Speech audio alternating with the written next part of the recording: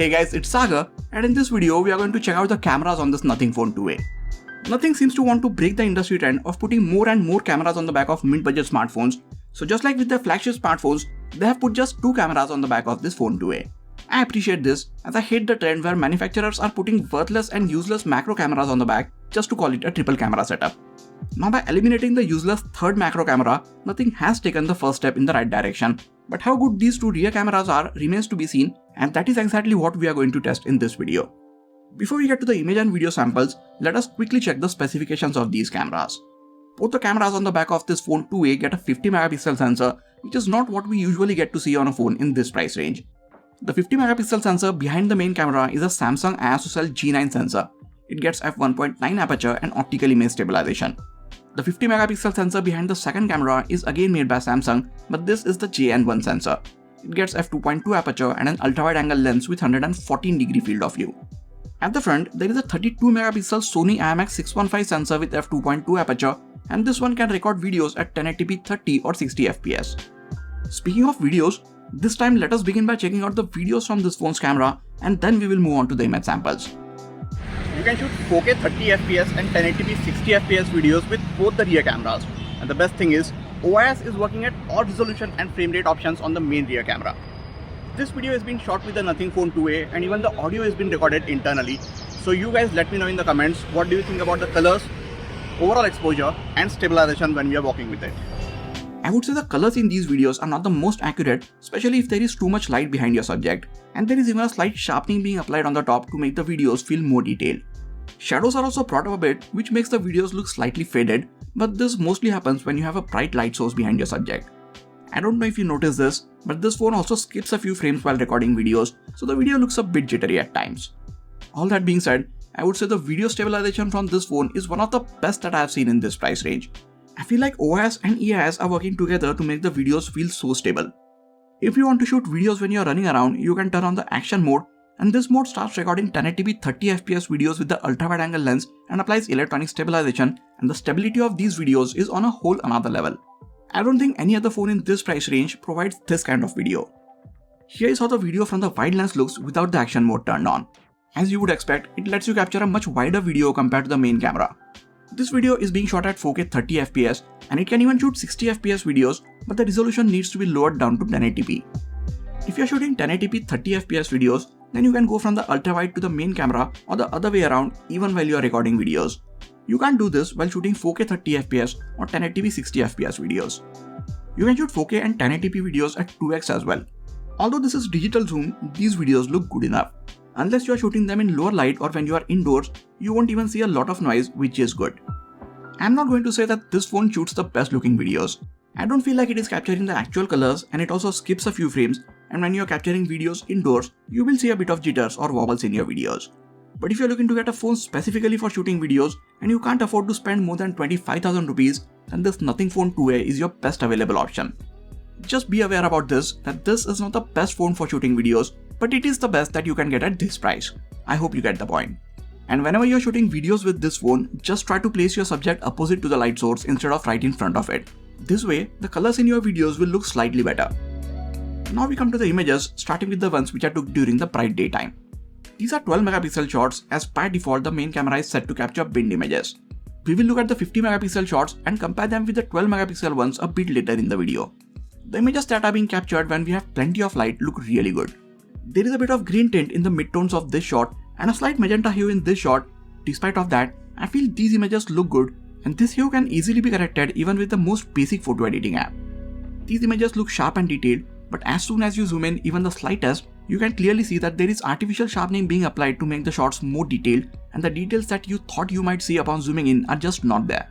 But of course, you notice these things only if you zoom in on these shots, and if not, I think these images look really good for the most part. This phone has the tendency to overexpose the shot, so occasionally you might have to tap on the brightest area of the scene to balance the image or adjust the exposure manually to make sure that shadows and brighter areas are evened out. If you don't do that, this phone will end up capturing images like this. Sometimes it completely messes up the shot and you won't even notice it until you review your images, because on the viewfinder you will see a normal shot being captured. It was very bright when I took these shots, but the sun was not hitting the sensor directly.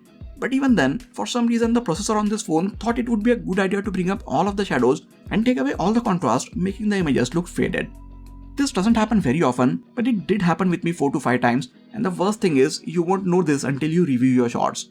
These images were captured after the latest update, so this issue still persists for me. So to say the least, this phone is a bit inconsistent. Sometimes it takes really good shots, while in other cases it might mess it up, and you will never know when that will be. So it is always a good idea to review your images after you have taken them. This way, if any of the shot does not come out to be good, you can retake it while you still can. The inconsistency continues while capturing colors. Sometimes the colors look really good and accurate, like in this shot. All the colors turned out to be exactly how I could see them with my eyes. But in this next image, the colors turned out to be a lot more saturated. There is a lot of vibrancy in these colors which wasn't really there when I took this shot. So again, there is an overall inconsistency in the camera's performance when it comes to capturing colors. Now I took this shot with the Nothing Phone 2a, and you might think that it looks good and there is nothing wrong with it. But here are how the actual colors looked in real life. I had another phone with me which captured the overall colors as they were, and because of that you can see how much further this Nothing Phone 2a is from capturing the actual colors. This doesn't happen every time, but you can never know when it will. So again, if you don't review these images as you take them, you won't know that the shot is messed up until it is too late. I would say I'm really impressed with the HDR performance of this phone. You can have it set to turned on all the time, but I find it works best when left to auto. This phone knows when is the best time to turn it on for capturing HDR shots. As you can see, the dynamic range being captured in these shots is simply amazing. There is a bright sun in the background which is not blown away, and at the same time you can see that there is a ton of information in the rest of the shot as well. As I said before, this camera tends to overexpose the shot every now and then, so you will have to tap on the viewfinder sometimes to balance the shot. But even with that, you can see how good the dynamic range in these shots is. I feel that the phone went a bit too overboard with the dynamic range in this shot. Well, it did well to manage the brighter and darker parts of the shot, but at the same time, it completely messed up the saturation. For some reason, it added too much saturation over here, making the image look completely unnatural. In certain cases, when there is a bright background, the phone finds it difficult to set the focus, so you might have to tap on the part that you want to be in focus, which was these door handles in this shot. Once I did that, the image came out really good. This was again a glimpse of the inconsistency, which at this point seems to have turned into a theme of this Nothing Phone 2a. Coming to the close-up shots, now this part is where I did not find any inconsistency. In fact, I loved the experience of taking close-up shots with this phone. It is not the fastest at setting the focus, but once it does, these close-up shots turn out amazing. As you can see, the subject is in sharp focus, and thanks to the bigger image sensor and wide aperture, the background is very nicely blurred out. The minimum focusing distance on this main camera is surprising. It allows you to get a lot closer to your subject while still being able to set the focus on it. I'm not sure if any of the other phones in this price range let us get so much closer to the subject. So overall, I love taking close-up shots with this phone. It still suffers from some of the same issues that the shot wants to be overexposed and the colors are not the most accurate. But if you adjust these little things in the editing app, you will end up with some amazing looking close-up shots. Now since the main camera lets you get very close to your subject, you can go ahead and hit the 2x digital zoom button to get even closer.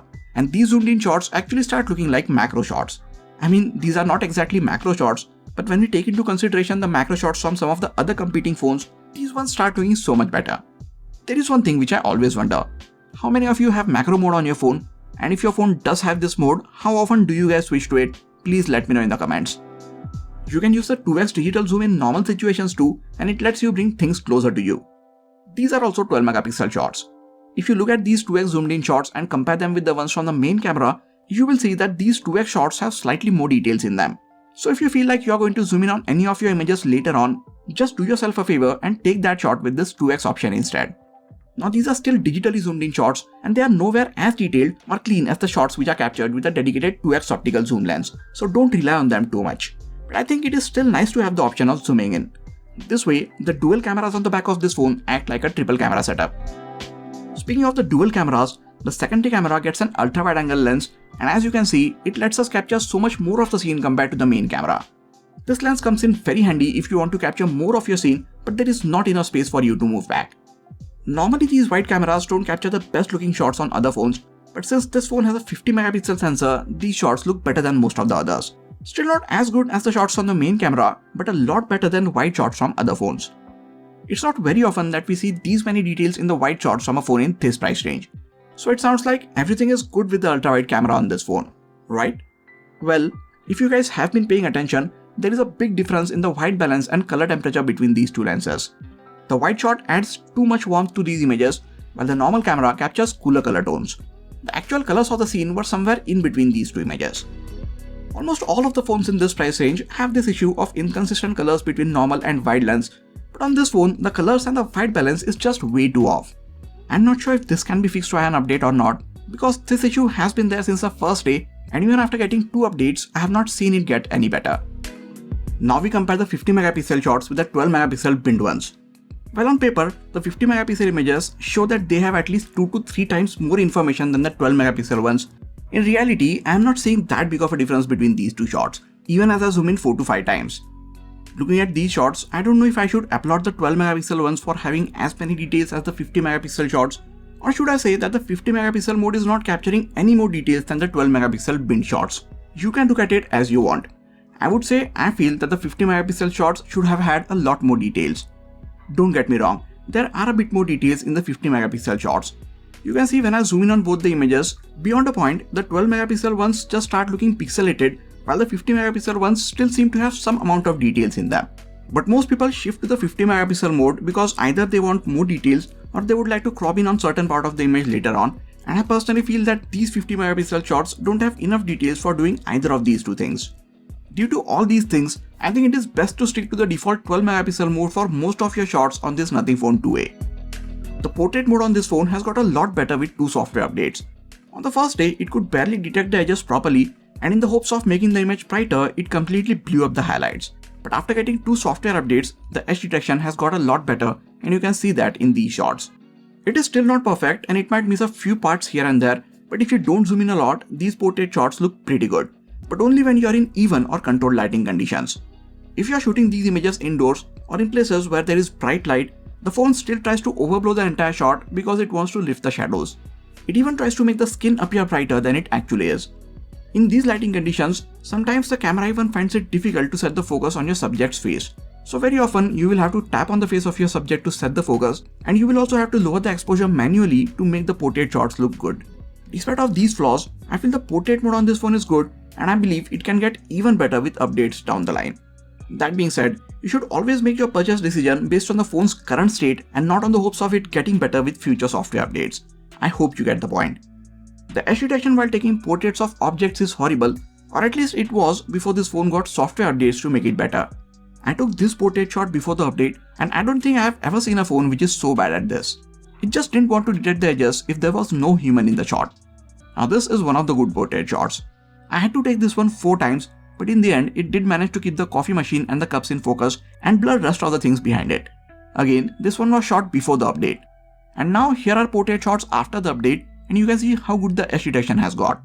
I have seen that this phone captures the best looking colors when it is trying to capture portraits of objects.